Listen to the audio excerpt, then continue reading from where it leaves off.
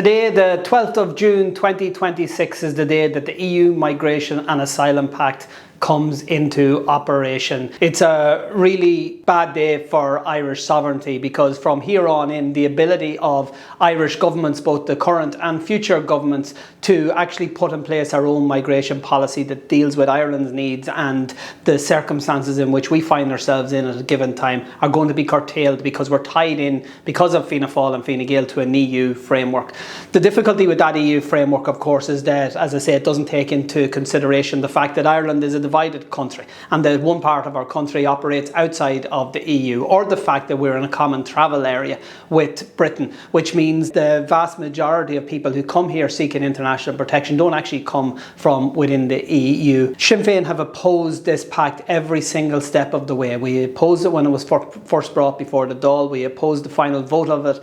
in 2024. It was Sinn Féin that ensured that the cross-party committee that I chair, that was dealing with this issue, actually put forward a proposal asking the government to withdraw from the pact. It was Sinn Féin that brought forward dozens of amendments to the International Protection Bill and challenged ministers every single step of the way. And it was us that put forward a call, even this week at this late stage, calling for a special Dáil debate on the matter. Unfortunately, Fianna Fáil and Fine Gael and independent TDs failed to heed the huge calls from all over the country of people who are demanding that Ireland remove themselves from this pact. So from here on in, Sinn Féin will continue to demand that decisions affecting policies such as migration are actually made by sovereign parliaments in member states like Ireland, so that Irish sovereignty is protected. We'll also be demanding that we have an international protection system and an overall migration system that is managed and that works for everybody, that's human rights compliance, but ensures that, for example, decisions